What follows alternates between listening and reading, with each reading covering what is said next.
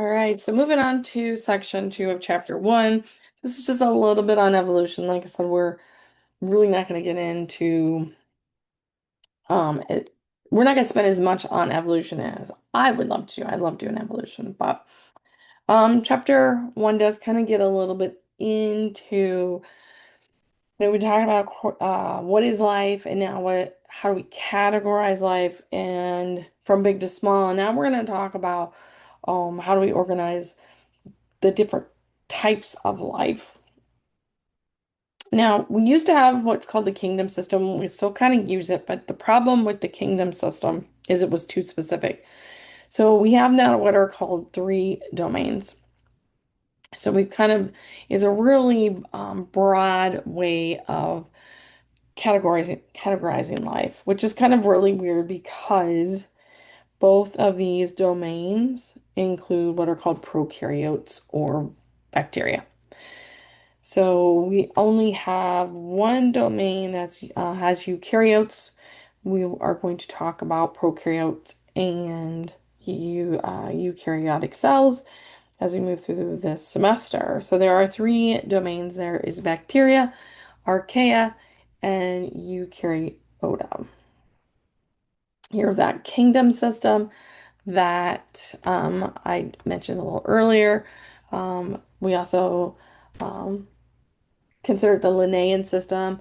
Linnaeus actually gave us a lot of Latin names to organize things because that was a big problem is that one scientist would be talking about one thing, the other scientist would be talking about a completely different organism, and then they realized they are not talking about the same thing.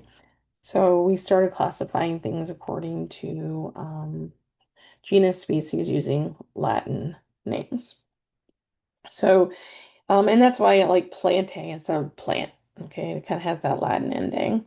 So, I mean, it only makes sense, right? Plantae is kingdom, plants, animalia, animals, fungi. We have what are called the protozoans, protista. We refer to that as the junk drawer. So if an organism really doesn't fit well in the other categories, we would just throw it in the junk drawer.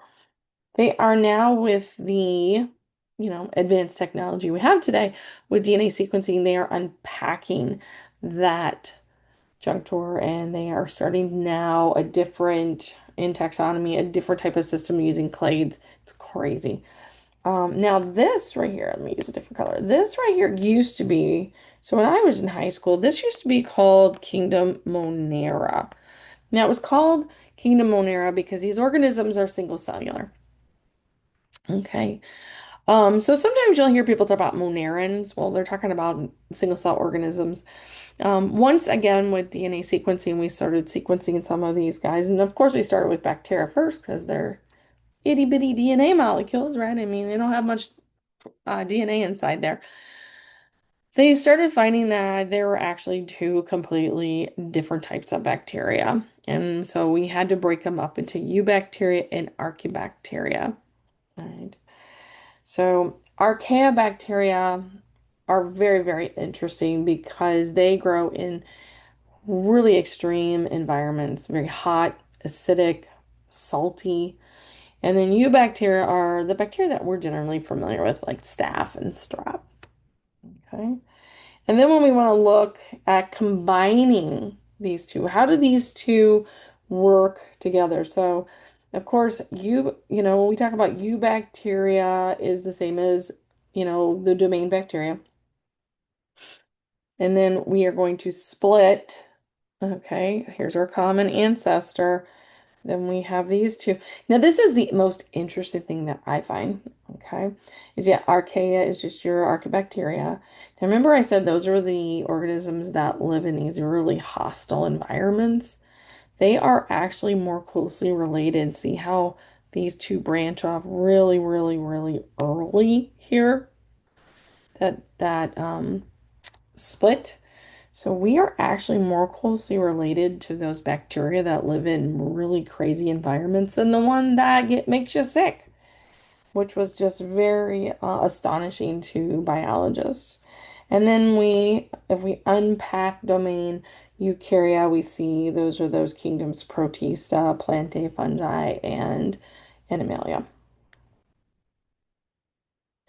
So the questions would be like, well, where would you put these organisms, right? Coral. Uh, Is it a plant? Is it an animal? Okay. You've got your Venus flytrap. Yeah, it's a plant, but it's a plant that eats food. Okay. Then we have Volvox, which is this really strange but really pretty organism that we see under the microscope. So, these questions, again, everybody would argue where to put them, and so right now, all three of these would be in domain eukarya. But if we were to then split them up into their kingdoms, this one, believe it or not, would be in Animalia, Plantae, and Volvox would be Bautista. Okay. But they are all in the same domain. So unity in the diversity of life. And I kind of hit on this in the last unit. So we have Charles Darwin. He is famous for his theory on natural selection, and we'll talk about the peppered moth in England. And most of us think that evolution is this huge thing, like from dinosaurs to birds, to ape-like organisms to humans, right? And that's not true. I mean, that's called macroevolution. And people said, oh, it happens too slow for us to observe. But we do have this thing called microevolution. And microevolution is when we talk about population. So if we look at these population of moths, over here at one point in time, notice how we had a lot of the white moths versus those brown ones. And over time, several generations later, we have a change in the number of individuals that have the brown versus the white. Now, that is microevolution. That is when we see these change of what we call gene frequencies within a population. Right? So that is evolution. Just like today, we're dealing with bacteria that, is now becoming antibiotic resistance. That is evolution. So, two main points found in the origin of species is that one, current species arose from a succession of ancestors that differed from them.